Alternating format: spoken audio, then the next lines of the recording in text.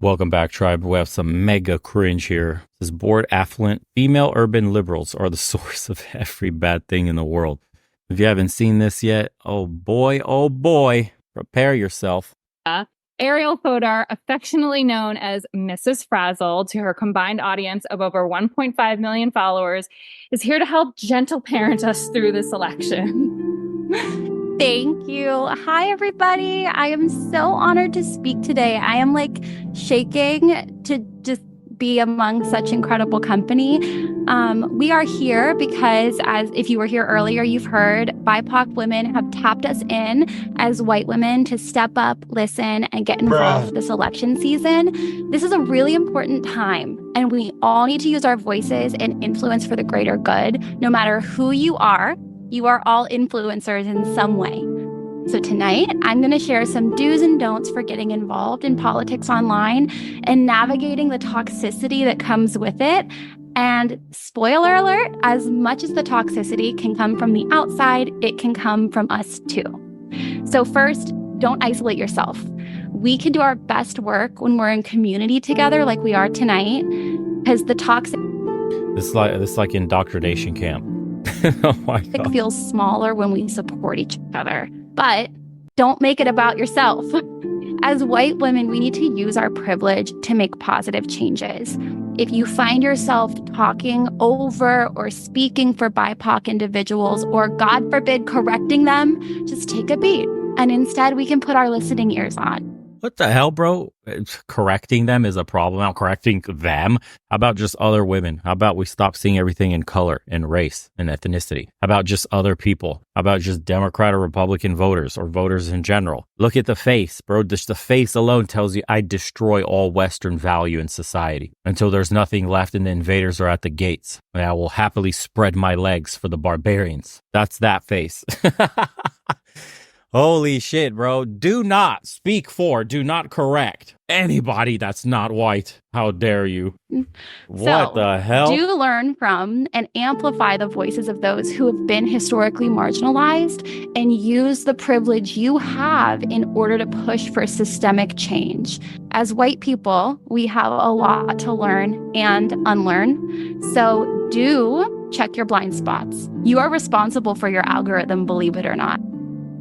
In the comments say, we have them in Australia too. They're called teal voters, the world's biggest exports on everything and nothing whatsoever. White female liberals are the biggest racists on earth.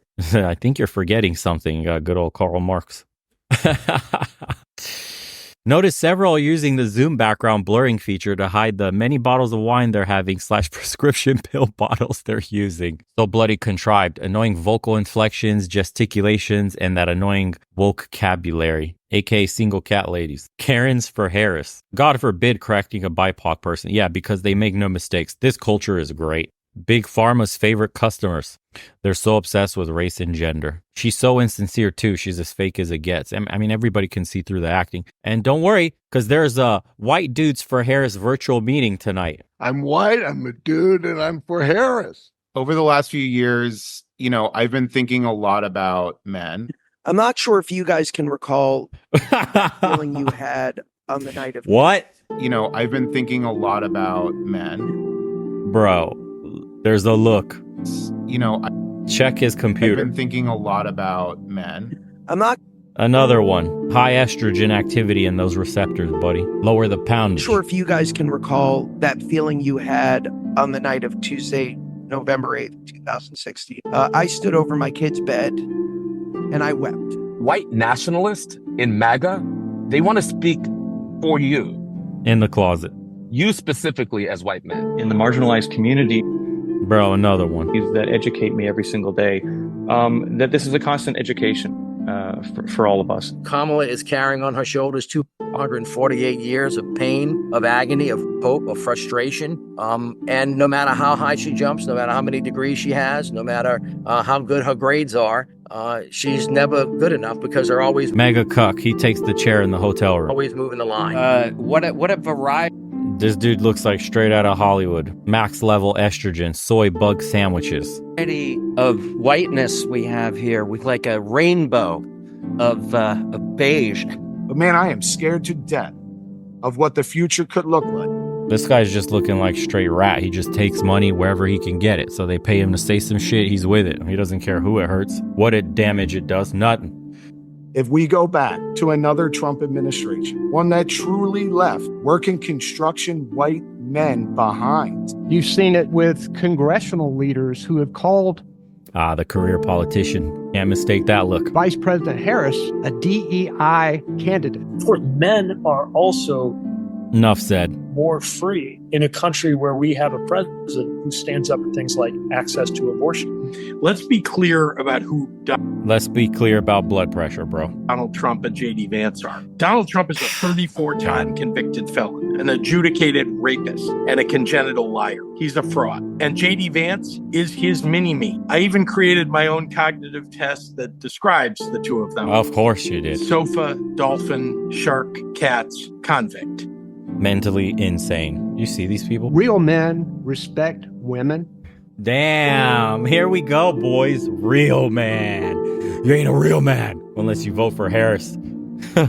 Their decisions, their careers. Great. And it's pretty clear that Donald Trump and J.D. Vance don't. A woman president, man. How exciting. If there is a God, she's a terrible writer. One day, we all will be asked what we did to stop this MAGA movement. What will your answer be?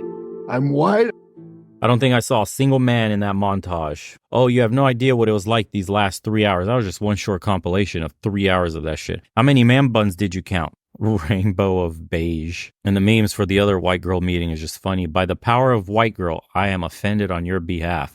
Kind of nuts when you think about it, man, that one group is so easily manipulated and so sheltered from society. This is the most privileged group you're looking at. Just look at the face, bro. Just look. Look how fake it is. Followers is here to help Let me mute this shit. Just look at the face. What is that? What is that, dude? Ugh. It's my time to shine. I'm going to be so famous. Yes. People want to hear from me. Yes. Dude, this shit is wild, bro. These people are too sheltered. They lost touch with reality. Seriously. You never had a struggle a day in your life. You never had to worry about rent being due, putting food on the table. You've never seen your family struggle with anything. You were born into a wealthy class, into a wealthy family, and you need to find some meaning for your existence. So what do? You try to virtue signal everybody on the behalf of the marginalized groups who you think are marginalized so that you could feel better and you could feel like you're doing something in this world, that you have some sort of value, that there's something to live for. A lot of the rich kids I've met, dude, whose lives are set completely, they have no dog in them. They have absolutely no hunger to achieve anything. Everything they've ever wanted is at their fingertips. It's a bit of a curse to be born wealthy. They were the most drug addicted. They were the most hardcore copers with parties, the nightlife, degenerate activities, just pumping and dumping, or the women were straight 304s. I mean, it was the rich people that were the most hedonistic of them all. Their children especially. How do you find meaning in this world when you've never had to work for anything? Everything you own, you don't even value because it was the equivalent of you buying a piece of gum, bro, at the store. That's exactly what it is. The feeling of buying a piece of gum is so numbing. It means absolutely nothing. What the hell is 50 cents or $1 for a pack of gum? Whatever it is. That's how they are with other things that you bust your ass to get. Of course, when you live in such a bubble, you're so numb to everything else, you really think you're the righteous one. That's the most dangerous about all this, that these affluent women believe they're righteous and that, no, you're wrong. Everything about your ideology is wrong. Your thoughts, your beliefs, your opinions are incorrect. You're biased, you're privileged, and they base everything on something as simple as like skin color. And their entire worldview is built pretty much on a foundation of lies and racism. Like when you ask them to describe black people, Hispanics, Asians, other ethnicities, people from around the world, it doesn't matter where you are, they will describe you in a very racist manner. They actively say things that would be deemed derogatory, but it's coming from the savior complex of the liberal. They're doing it for your benefit. They're helping you, underrepresented, underprivileged, don't know any better. I'll do it for you. Don't worry. It's my job. This is misplaced motherly love that they lack because they have no children. So instead of procreating and starting their own families, they have to mother everybody else who they think is beneath them like a child. That's how they look at you. That you're some helpless little child that they need to save on your behalf. That's why they talk to you that way. That's the bleeding heart. And that's why it has the racial undertones underneath, because you're too stupid to help yourself. I'll do it for you. Therefore, I can feel better about myself. I can raise my ego and my self-esteem because look at all the good I'm doing in the world with my affluence, with my influence. You're doing nothing. You're so disconnected from the average person's life that all the policies you have influence over and you use your men to pass, if you have one, are the exact policies that are destroying the average person. Soft on crime, one of their policies. DEI, one of their policies. Gender ideology, one of their policies. You could be anything and everything you want all at once. It's in a spectrum. It's however you feel. It's whatever's in the moment. Oh, you robbed this store for the 50th time? Don't worry. We'll let you off. It's fine. It's under like $1,200. It's okay. Bail him out. Oh, he just robbed and murdered this person. Oh, he assaulted that woman. It's just not him. It's the culture he's from. Let the man free. Let's rehabilitate him. And then he goes on and do 4 more crimes of the similar nature. It's happening in Europe. It is these kinds of people pushing these kinds of laws. People don't even feel safe in their own communities anymore. No-go zones have appeared where the cops don't even show up. Ghettos are being sprouted everywhere. Infrastructure is falling apart. We don't hire the best candidates anymore based on merit. We just hire based on your skin color, what's in between your legs. We got to fill quotas now. We're spending more and more on social programs. We're getting less and less productivity from our people. Our children are falling behind in schools. We're becoming worse and worse on the world stage in terms of competition. Homelessness, crime, drug addiction, spiraling out of control. Addiction to pharmaceutical drugs, mental health issues spiraling out of control. What was the statistics for liberal women that have diagnosed mental issues? It says more than half of young white liberal women have diagnosed health issues, boys. Here it is, right here. Look, it says, has a doctor or healthcare provider ever told you that you have a mental health condition? % that are saying yes. And here's the graph for you guys to look at. Insanity. And, and this is how they respond to something like that, just so you can see how the average NPC bot thinks. Because we seek medical treatment, MAGA counties have the highest rates of drug overdose. Yeah, and this is a pretty simple question to ask. I don't know. What schools or universities did they attend? Start there. And those are your indoctrination campgrounds in the Western world today. You can send your child with an open, inquisitive mind, and then they'll come out with rainbow hair, hating themselves, you blaming the patriarchy and everything in it, and how Western society needs to crumble. And we need to prop up communism because it's never worked without America meddling in communist countries. These people are out of their minds. As someone coming from Eastern Europe who was born a few weeks prior to communism falling and having my family tell me about the breadlines, tell me about the rationing, tell me about the sacrifices they had to make just to live in the so-called utopia these people are ushering in. Insane. The grandfathers and great-grandfathers of Americans are rolling in their graves knowing this is the direction the country's heading in. Imagine landing on Normandy right now and a flash of the future appears in your mind as you're clutching your rifle going up that hill, facing automatic gunfire from Germans. Imagine the Olympics opening ceremony is just playing before your eyes as you're covering behind those steel barricades on the beach, just hearing the bullets ching off the steel and screams of horror, and you got the last rainbow supper playing before your eyes. Unbelievable, dude. What are we doing? I am so glad I left it all behind.